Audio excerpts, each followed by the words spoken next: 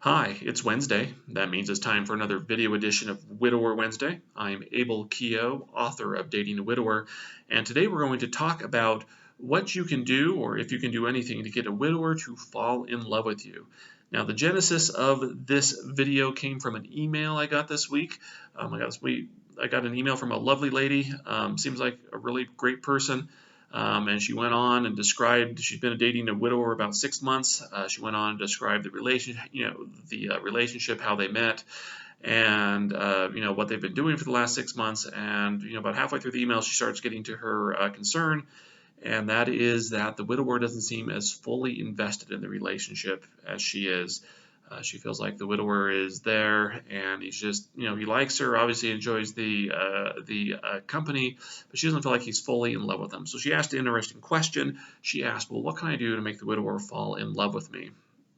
And I saw that question, and I realized I kind of get a version of that question a lot from women who find themselves in that position where the widower is obviously invested enough in the relationship to spend time together, but where the woman maybe wants to take it full throttle. She's looking at maybe either moving in together or getting married, or taking it to the next level. And the widower is kind of like, well, I'm just kind of happy where the way things are. I'm happy where we just where we see each other, maybe spend the night occasionally, I don't know, hang out, whatever it is that we do, but they don't want to take it to the next level. And so, the thing is, well, what can I do to make them want to take it to the next level?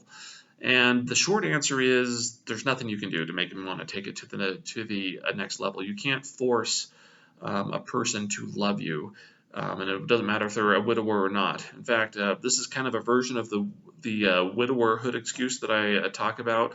Often, when women are dating widowers, they'll make excuses for behavior that they normally wouldn't make if they were dating like a single or a divorced guy. And so, a lot of times in these cases, whatever, the pictures are still on the wall, or the widower is not fully invested, and they're thinking, well, he's mourning, he's grieving, he'll get over it eventually, and he'll love me. And and so if you find yourself in that position, kind of take a step back and say, you know, can you think of would you have that same attitude if the guy was single or divorced? If he wasn't fully into you the way that you want him to be, or the way that you think he should be, just take a step back and ask yourself, would you ask that same question? What can I do to, you know, get a single guy to love me more, or a widowed or a divorced guy to love me more? And if you kind of ask that question, you realize there's really nothing you can do. And so I don't want you to feel, those who are watching this video and find yourself dating a guy like this, I don't want you to feel like it's something you, first of all, I don't want you to feel like it's a personal thing, that you've said something or done something wrong, or if you could just change yourself somehow, that it would make the widower fall in love with you. That's not the way it works. That's not the way love works. That's not the way relationships work, and it's definitely not the way men think. Men are initially attracted to women for various reasons, and most of them are pretty shallow, but that's the way guys are.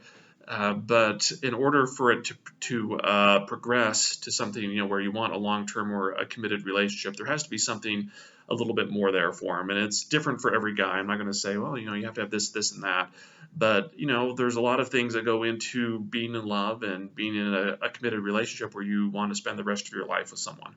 And so with widowers, a lot of them get into relationships, especially early on, for the wrong reasons. And again, it's not, don't go out there and think, like, if you do your hair different, or whatever, if you drive a different car, or get a job or a different job, or again, whatever you think you need to change that's going to make the widower fall in love with you, that's not going to happen.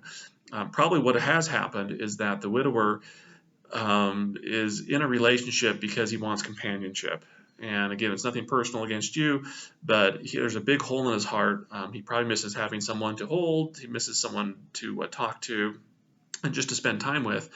And so he's probably got into a relationship because he just wants, he wants someone there. He wants companionship, and he's not really thinking with his heart, or at least, in the love sort of way. He's trying to maybe even possibly recreate something that he had, and it's just not clicking.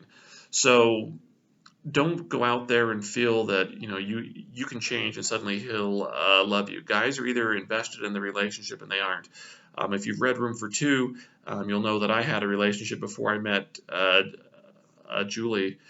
or a marathon girl, as I call her, that I had a long distance relationship with a wonderful woman in Phoenix. She was a great woman. Again, nothing. There really wasn't anything against her. We had a lot of the same values, a lot of the same beliefs. In a lot of ways, on paper anyway, we were very compatible.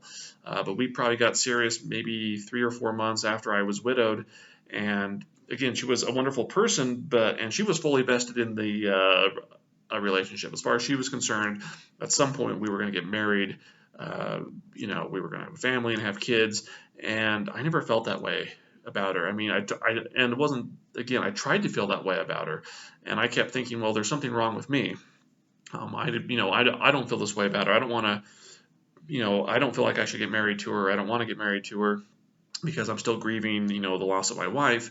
I'm still trying to put my life back together. Give me a break. It's been, just a few months since she's died, and so, I'm trying to put this together, and I think it's all on me. I'm thinking like, well, I just need to change. Once I can get past a certain point, and I'm not widowed. I don't know, whatever. It's maybe in like 5 months I'll feel different if I just give this grief some time.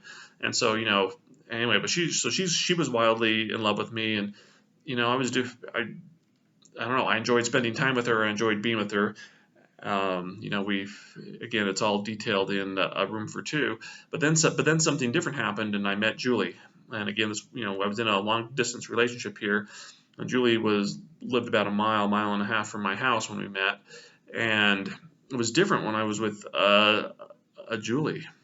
I mean, within 2 dates, I knew that I could marry Julie and be very happy with her. That there was nothing, and that I could spend the rest of my life with Julie and be happy. And there was never a question in my mind about that. And he asked, well, what changed from this relationship to the other relationship? And I mean, honestly, nothing changed. It was just the person that I was. I was the same person when I was, dating this girl in Arizona, and when I was dating Julie, and what changed was the only variable in it was a different person. And I realized when I was dating Julie that I loved her, and I was that the same way I loved the late wife, and I was fully invested in her. And again, Julie didn't say any magic words. Julie didn't come out and say, well, I'm going to do my hair this way, or I'm going to dress this way, or I'm going to do this or that. And that wasn't the trigger that made me love her. I just loved her because she was Julie. So basically, the widower, I think, wants to fall in love again. He wants to have a serious relationship again, but for whatever reason, he's just not he's not ready to take that step with you. And I guess that's the truth of the matter. And so what you need to do is realize that there's nothing you can do that's going to make him want to love you again or be with you forever. You've got to be you, and if being you isn't enough, that's fine. That's not. I don't think that's a knock against you. If you're being who you are and the person you are, and he's not in love with that, that's just the way it goes. That's the way love works. That's why you kind of date and get to know people, is so you can figure out, is this person, is this someone I want to spend a long-term relationship with? It just gets more complicated with widowers because there's a hole in their heart and they want to fill it, and they will fill it with someone who they probably normally wouldn't fill it with. So I'm not telling you this to discourage you or make you feel sad. I'm just trying to give you an honest, realistic look at the way widowers think and the way widowers act. And if you are in a place where you feel like you're pulling your weight in the relationship and the widower's not, you need to take an objective step back and look at this and ask yourself why that's the case. And I will guarantee you, most of the time, it is the widower. He's in a relationship, and he's not in it for the same reasons you are. I'm sure he has feelings for you, just like with that girl in Arizona. I had feelings for her. I liked her a lot, and I can go on and say many positive things and wonderful things about her. I can tell you about wonderful activities that we had together and some time we spent together, and I did have a good time with her, but it just wasn't the same as being with Julie. And I'll also point out that Julie and my late wife and Julie and this girl in Arizona are all very different people. So it's not like I when I married Julie, it's not like I married a clone of my late wife or someone who looked the same or acted the same. If you knew Julie and you knew my late wife, they're, at least on the outside anyway, they are very different people, very different interests, very different backgrounds. I mean, in a lot of ways, they are very different. Same if you were to compare the girl in Arizona with my late wife or Julie. Again, there's just a lot of differences between them, a lot of difference in their interests and their personalities and everything. So, I mean, honestly, it just came down to Julie was the right person for me. And I wish I could come out here and diagram it and explain, well, this is why Julie was this, and if you do X, Y, and Z, it'll work out. But that's not the way love works. Love, I mean, come on, let's be honest. People fall in love all the time, and sometimes we're just scratching our head why they fall in love. And it's, again, don't take this personally, but I mean, just take an objective step back. It's not your fault. And I don't know if it's necessarily the widower's fault, but I would probably say that the widower is not being very honest with himself. I would say deep down, if he took some time to reflect and think about the relationship and why he's in it, I think he would realize he was in it for the wrong reasons. I guess this is the one piece of advice I wish I had when I was dating a girl in Arizona, is I wish that I could have found somebody just that would actually tell me to say, why are you, I wish someone would have asked me, why are you in this relationship? Because I think that would have just made me stop and pause and say, I don't know why I'm in this, and really maybe kind of actually think about it. So anyway, I wish I had some better news. I wish I could say that there was a magic button you could push and you'd fall in love. But honestly, if the widower's not ready to love you, don't change. Don't change who you are. Don't change your beliefs. Don't change your attitude. Don't change anything about you, because you are who you are, and there's millions of people out there, and someone will love you for who you are. There's nothing worse than trying to change for someone just so they'll like you. It never works. Long run, short run. It's just not it's not something that's built on success.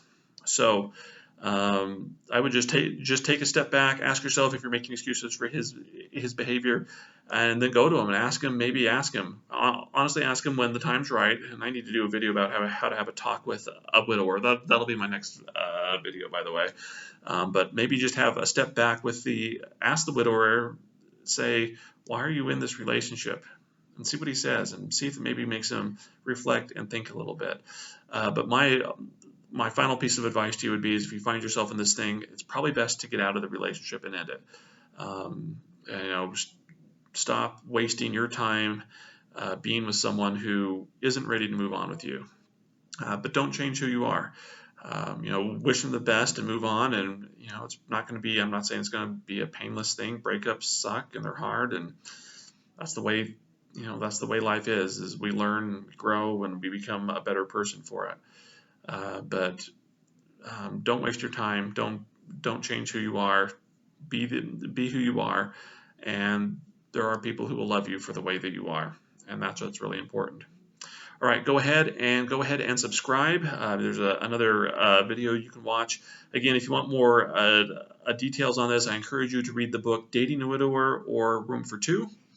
Both of those have lots of information in there that you might find helpful when it comes to widower relationships, just beyond this short little video that I've done. Anyway, I'm Abel Keogh, author of Dating a Widower, and I will see you next Wednesday.